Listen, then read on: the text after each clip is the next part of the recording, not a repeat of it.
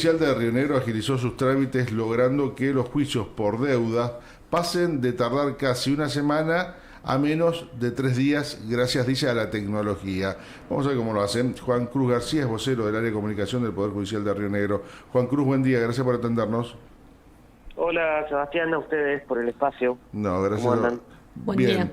Bueno, contanos un poquito sobre esta situación, ¿no? O sea, ¿qué han hecho, qué tecnología incorporaron para que, bueno, esto que tardaba 7 días se haga en 2 o 3, ¿no?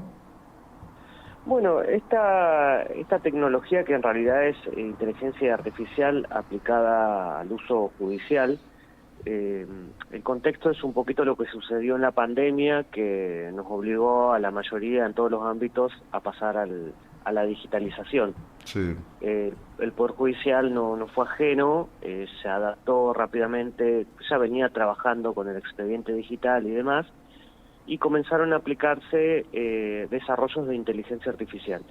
Río Negro tiene un área de sistemas que ha crecido. De hecho, este año ya inauguró su laboratorio de inteligencia artificial para todo este tipo de desarrollos.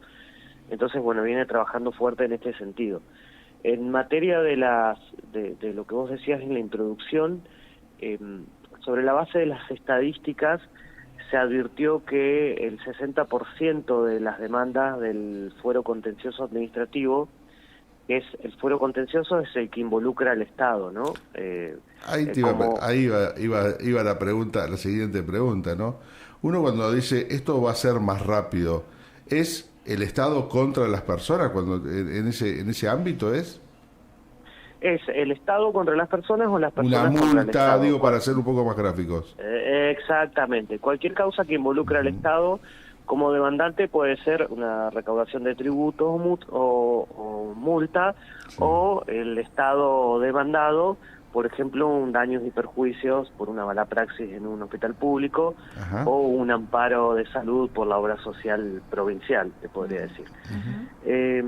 Se advirtió en ese contexto que el 60% de esas causas eran justamente cuando el Estado salía a cobrar tributos o multas, y que eran acciones repetitivas, poco calificadas para empleados y empleadas del Poder Judicial, porque ¿qué es lo que hay que hacer?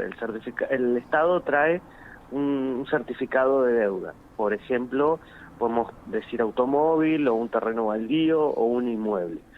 Ese certificado tiene una denominación, ya sea catastral, que puede ser un número de 12 cifras o más, una patente, una partida y demás. Había que leer y tipear, ¿no?, ese número largo con los riesgos que el ojo humano conlleva para tipear una cifra de 12, 14 números de corrido, computar los intereses, porque si estamos hablando de una deuda, era una deuda que genera intereses, y dictar una sentencia para ordenar el pago de esa deuda. Bueno, ese proceso fue el que se estandarizó a través del desarrollo de algoritmos. Se le enseñó al algoritmo a leer los certificados de deuda y se le pidió al Estado, estoy hablando provincia de Río Negro, y a la mayoría de los municipios de la provincia de Río Negro, para que estandaricen ese certificado de deuda, ¿no? Porque si le enseñamos a la inteligencia artificial, bueno, que me lea un solo tipo de certificado. Hubo un trabajo ahí conjunto con el Estado para decir, bueno, nos ponemos todos de acuerdo, el certificado de deuda va a cumplir con estos requisitos, el algoritmo ya fue entrenado y probado para leerlo, entonces lo lee y propone un proyecto de sentencia que queda para el control y la firma del juez o de la jueza contencioso administrativa. Juan, ¿y a partir de sí. cuándo ya rige, digamos, esta agilización de estos trámites? No, esto lleva 3 o 4 años. Fue el primer proyecto de inteligencia artificial luego de la pandemia. Ajá. Que aplicó el Poder Judicial. Por ejemplo, yo antes de hablar con ustedes me fijaba, este año, en lo que va del año, hay casi 4.000 sentencias dictadas bajo este mecanismo. Ajá. ¿Y cuál es la evaluación que hacen entonces? ¿Es buena, imagino, no sé? Es buena por varias cuestiones. Primero, se redujo el tiempo. Sabemos que lo que se le reclama a los poderes judiciales, una de las tantas cosas dentro del desprestigio que tenemos como institución, son los tiempos, la demora en resolver. Entonces, esto, viene al reducir este tiempo para resolver, bueno, es una cuestión que fortalece, nos fortalece como institución. Uh-huh. Y la otra cuestión es que deja salvo al personal, porque esto de que la inteligencia artificial nos va a reemplazar, no. Ese personal que estaba quizás toda una mañana leyendo y tipeando estas nomenclaturas catastrales, ahora queda afectado a otras tareas, como por ejemplo un amparo de salud. Cuestiones que jamás va a reemplazar la inteligencia artificial. No, aparte recién decías que una vez que sí, la inteligencia artificial hace su trabajo, hay un proceso de control. Te digo porque a veces la inteligencia artificial también tiene errores. Exactamente, por eso, y hubo un margen de error en el desarrollo del proyecto, por supuesto, y por eso, bueno, en línea con eso, el Poder Judicial primero aprobó un protocolo de uso de inteligencia artificial, cuyo punto principal, te diría, es la verificación y el control humano, y no delegar la toma de decisiones. El lema es no confíes, verifica. Fue uno de los primeros poderes judiciales que aprobó ese protocolo. Luego lo hizo extensivo a los abogados con un régimen disciplinario, porque tuvimos 3 o 4 casos de escritos, apelaciones, recursos que se han presentado con citas y fallos inexistentes. La Cámara Civil de Roca detectó 26 citas inexistentes en un juicio de defensa del consumidor. Se sancionó a los abogados, se les anuló el cobro de honorarios. Entonces, bueno, como esto va caminando muy rápido, se aprobó ese protocolo de uso interno, primero para todo este tipo de proyectos, que después vinieron otros, y después se hizo extensivo a los auxiliares, abogados, peritos también que intervienen en el Poder Judicial, porque...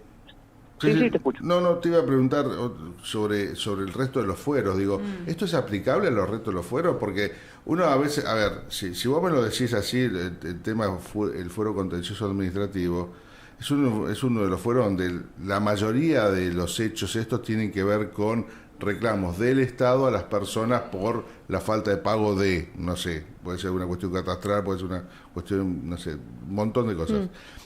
Ahora, te digo, después tenemos otros fueros, el fuero penal, el fuero civil, el fuero de familia, laboral. Digo, ¿esta tecnología es aplicable al resto de los fueros para darle agilidad a la justicia? En este momento no, lo que yo te decía es que hay tareas que presta el Poder Judicial como servicio público que no van a poder ser reemplazadas por la inteligencia artificial, por ejemplo, la escucha activa de una víctima o la toma de un testimonio y demás.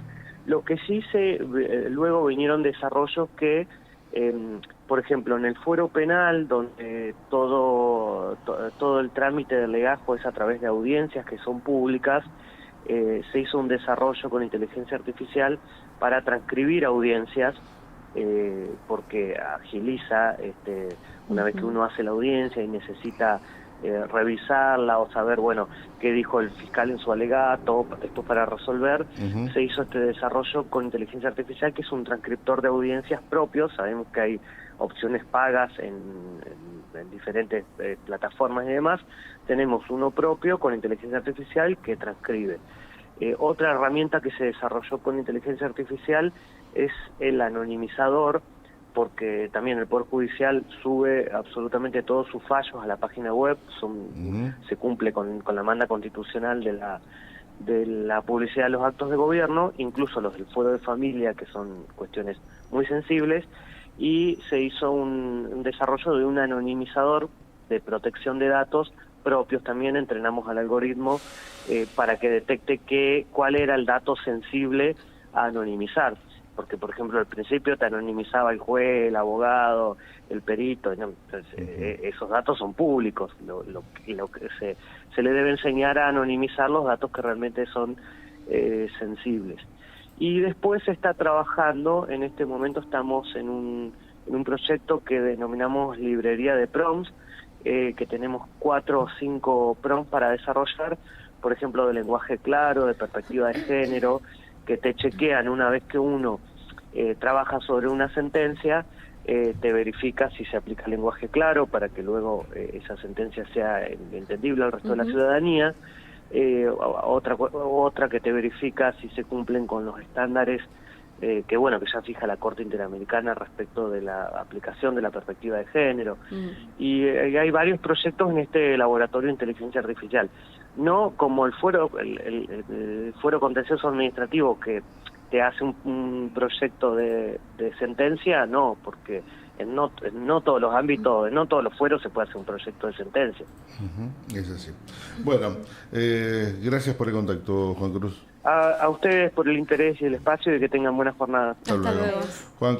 Juan Cruz García, vocero del área de comunicación del Poder Judicial de Río Negro, con esta herramienta que hasta acá obviamente sirve para este fuero nada más. Sí, y siempre con el chequeo final humano, ¿no? Sí. También. Sí, esto que está pasando, no solo lo que nos contaba en Río Negro, pasó acá en Neuquén, esto de la utilización de la inteligencia artificial sin el debido chequeo, que hace que se generen expedientes y se genere una base de una estrategia de defensa o de acusación en base de datos falsos. Es peligrosísimo. Sí. Por eso la importancia del chequeo, por supuesto que de los jueces, pero también de los abogados que utilizan la inteligencia artificial para trabajar, que está muy bien, lo hemos dicho 100 veces, no está ni bien ni mal la inteligencia artificial, cualquier tipo de instrumento. El tema es la utilización que se dé a eso. Sí, y entiendo esto, ¿no? O sea, lo que me gustaría saber, que por ahí no tuve lugar para preguntárselo, y se me ocurre ahora, es si esto beneficia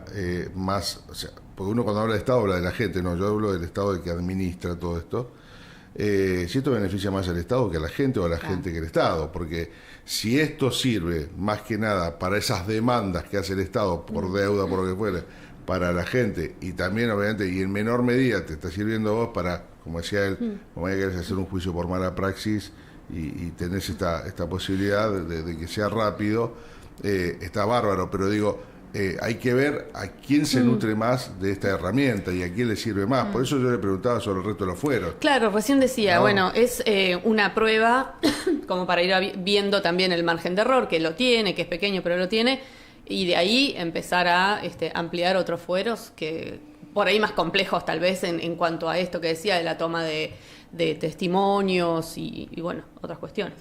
Bueno, así estamos. 7 de la mañana, 54